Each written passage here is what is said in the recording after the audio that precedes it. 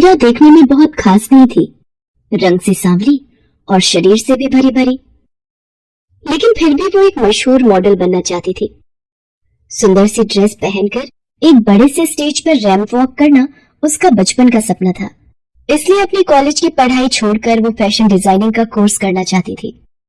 मीरा, देख, मेरे मानने या ना मानने से कुछ नहीं होने वाला। तू क्या करेगी ये तो तेरे पापा ही तय करेंगे ना। हाँ मम्मी, तभी तो मैं आपको समझा रही हूँ ताकि आप पापा को समझा सको। मम्मी, फैशन डिजाइनिंग में बहुत स्कोप है और आपको तो पता ही है ना कि मैं एक मॉडल बनना चाहती हूँ। तो अगर फैशन डिजाइनिंग का कोर्स कर लूंगी तो मैं आसानी से एक अच्छी मॉडल बन सकती हूँ।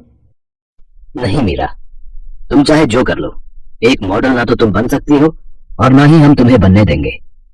तुम पढ़ने में इतनी अच्छी हो तो क्यों इस बेकार के प्रोफेशन में अपना समय और भविष्य बर्बाद करना चाहती हो, और वो भी कॉलेज की पढ़ाई को बीच में छोड़कर।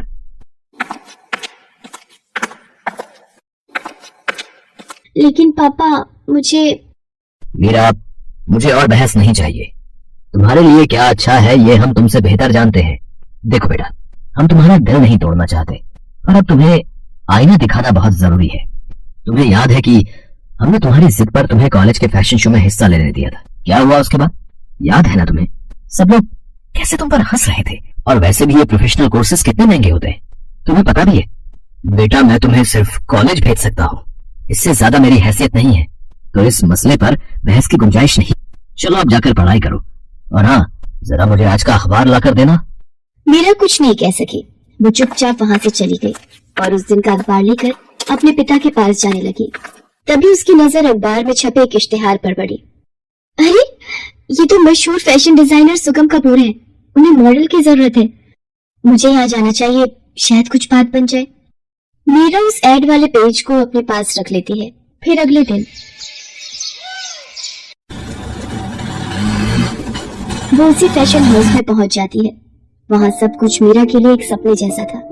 हर तरफ एक से एक सुंदर ड्रेसेस और एक से एक खूबसूरत मॉडल्स वहाँ पर मौजूद थी। मीरा इस सब में खोई गई थी कि तभी, हे यू, क्या काम है? किससे मिलना है तुम्हें? जी मुझे सुगम सर से मिलना है। सुगम सर इस शहर के सबसे मशहूर फैशन डिजाइनर है, और तुम्हें क्या लगता है वो यूं ही किसी से भी मिल लेंगे? मैं उनकी मैनेजर हूँ, मुझे बताओ क्या काम है उनसे। वो मैम, मैं ये एडवर्टीजमेंट देखकर आई हूँ। मैं एक मॉडल बनना चाहती हूँ। क्या कहा, मॉडल? और तुम? सच बताओ, क्या यहाँ आने से पहले आईना देखा था तुमने? सुगम सर को अपने ब्रांड न्यू लहंगा कलेक्शन के लिए मॉडल चाहिए। एक ऐसी मॉडल चाहिए उन्हें जो उनके डिजाइन किए हुए लहंगे को पहनकर बिल्कुल एक परी जैसी दिखे। तुम समझ रही हो ना मेरी बात? जी मैं समझ गई। तो मुझे यहाँ कोई और काम मिल सकता है क्या मैडम, प्लीज? अच्छा, वैसे यहाँ साफ सफाई के लिए किसी की जरूरत है तो सही, लेकिन मैं कर लूंगी, बहुत अच्छे से करूंगी मैं। प्लीज मुझे ये काम दे दीजिए। मीरा किसी भी हाल में उस फैशन हाउस से जुड़ना चाहती थी। इसके लिए वो वहाँ साफ सफाई के काम के लिए भी तैयार हो गई। वो अगले ही दिन से उस फैशन हाउस में साफ सफाई के लिए जाने लगी। घर पर उसने इस बारे में किसी को नहीं बताया। वो कॉलेज जाने के लिए घर से निकलती, लेकिन पहले उस फैशन हाउस में आकर साफ सफाई करती और फिर उसके बाद कॉलेज जाना। ऐसा कई दिनों तक चलता रहा। फिर एक दिन, अरे वाह, ये कितना सुंदर लहंगा है। लगता है जरूर ये लहंगा सुगम सर के नए कलेक्शन में से है। काश मैं इसे एक बार पहनकर देख पाती। वैसे यहाँ सबसे पहले तो मैं ही आती हूँ साफ सफाई के लिए, मेरे जाने के बाद ही सब आते हैं। एक बार चुपचाप पहनकर देख लूंगी तो किसी को पता नहीं चलेगा। मीरा ने ये तो बिल्कुल सही अंदाजा लगाया था कि वो लहंगा सुगम कपूर के लेटेस्ट कलेक्शन में से था, लेकिन उसका ये अंदाजा गलत था कि उस वक्त उस फैशन हाउस में उसे देखने वाला कोई नहीं था। ये शायद उसकी खराब किस्मत ही थी कि उस दिन खुद सुगम कपूर वहाँ मौजूद था। उसका लेटेस्ट कलेक्शन जल्द ही लॉन्च होने वाला था, तो वो खुद सारी तैयारियों को देखने के लिए वहाँ आया हुआ था और इत्तेफाक से एक रात पहले वहीं अपनी केबिन में रुका हुआ था। मीरा जैसे ही वो लहंगा पहनकर आईने के सामने आई तो सुगम कपूर ने उसे सीसीटीवी कैमरे की मॉनिटरिंग स्क्रीन पर देख लिया। वो फौरन अपने केबिन से बाहर निकलकर मीरा के पास आया और गुस्से से बोला, हे, कौन हो तुम, और तुमने किससे पूछकर इस लहंगे को हाथ लगाया? सुगम कपूर भले ही मीरा को नहीं जानता था, लेकिन मीरा उसे अच्छी तरह से पहचानती थी। वो सुगम कपूर को देखते ही जैसे एक बुत बन गई थी। तुमसे पूछ रहा हूँ मैं, कौन हो तुम? जल्दी बताओ, वरना मैं अभी सिक्योरिटी को बुलाता हूँ। नहीं, रुकिए सर, मेरा नाम मीरा है। मैं यहाँ आपके फैशन हाउस में ही काम करती हूँ। क्या यहाँ काम करती हो? तो फिर आज से पहले मैंने तुम्हें कभी यहाँ देखा क्यों नहीं? जी सर, मैं यहाँ साफ सफाई का काम करती हूँ और करीब 15 दिन पहले ही मैंने यहाँ ज्वाइन, मेरा मतलब है काम शुरू किया है। मुझे निशी मैडम ने मेरा मतलब है कि निशी मैडम ने काम पर रखा था मुझे। ओके, अगर ऐसा है तो जरा समझाओगी कि ये लहंगा क्यों पहना है तुमने? क्या इसे पहनकर साफ सफाई करोगे तुम? इसे हाथ लगाने से पहले पूछा तुमने किसी से? आई am really very sorry sir. वो दरअसल बात यह है कि मैं हमेशा से आपसे मिलना चाहती थी। मैं एक मॉडल बनना चाहती हूँ सर, और यहाँ आई भी इसीलिए थी, लेकिन क्या मॉडल नहीं बन सकी तो झाड़ू पोछा करने लगी? What nonsense!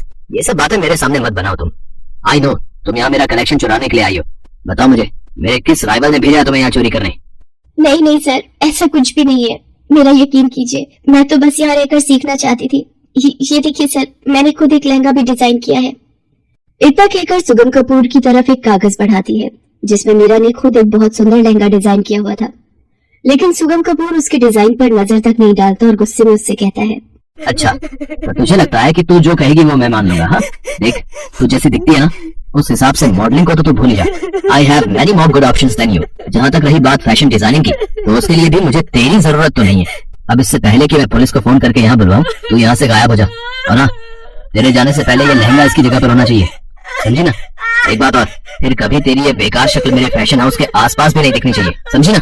मीरा फौरन जाकर अपने कपड़े बदलती है और उस लहंगे को सही सलामत उसकी जगह पर रखने के बाद वो सुगम कपूर के फैशन हाउस से बाहर आ जाती है। उसके सारे सपने एक बार फिर बिखर गए थे। वो आंखों में आंसू लिए अपने बनाए हुए लहंगे के डिजाइन को देख रही थी।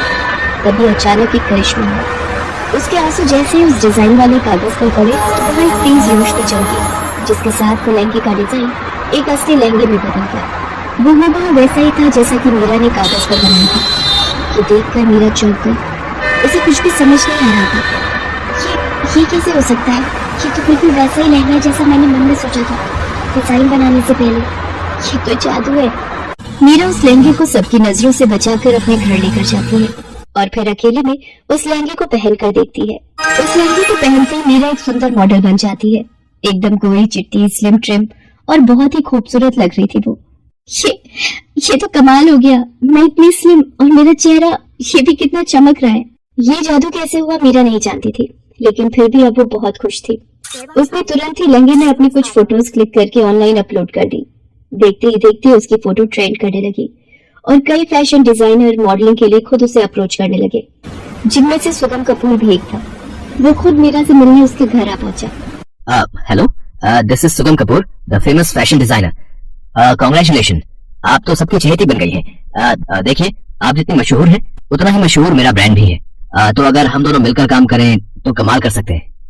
जी, I am really very sorry, but मुझे आपका कलेक्शन कुछ खास पसंद नहीं आया, इसलिए मैं आपके लिए मॉडलिंग नहीं कर पाऊंगी। क्या? बट ये कैसे कह सकती हैं आप? आपने अभी मेरे डिजाइन्स देखे कहाँ हैं? मैंने आपका मेन डिजाइन देखा भी है और उसे पहना भी है। शायद आप उस दिन को भूल गए हैं, लेकिन मैं कभी नहीं भूल सकती जब आपने मेरी बेइज्जती की थी। मेरे चेहरे और रंग रूप का मजाक उड़ाया था आपने। तब मैं आपके साथ काम करने के लिए बेताब थी, लेकिन आपको मैं लायक नहीं लगती थी। कुदरत का करिश्मा देखिए सर, हम आज भी साथ काम नहीं कर सकते, because now I have more better options than you.